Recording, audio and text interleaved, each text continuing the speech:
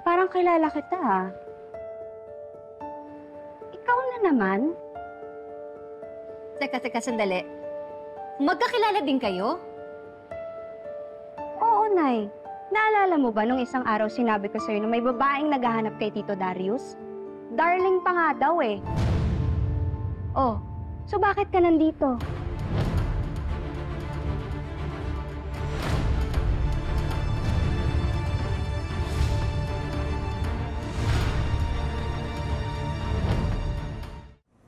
Sandali. Paano kayo nagkakilala ni Darius? Di ba nasabi ko na sa'yo noon, asawa siya nung kumpare ko. Yun. Ako nga yun.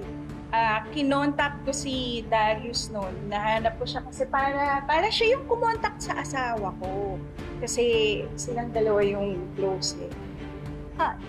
Bakit hindi mo nabanggit sa akin, no? Yung na hindi ko makontak yung asawa ko kasi iniwan ako. Hindi, na magkakilala kayo ng asawa ko. Kahit ako nga, nagulat ako eh. Kasi hindi ko naman alam na si Darius pala yung asawa mo. Bakit? Hindi ko ba nabanggit sa'yo? Hindi, kasi di ba ang madalas natin mapagkwentuhan yung mga anak natin. So bakit ka na naman nandito? Alam mo, ilang beses na kitang nakikita, ha? And it's not a coincidence.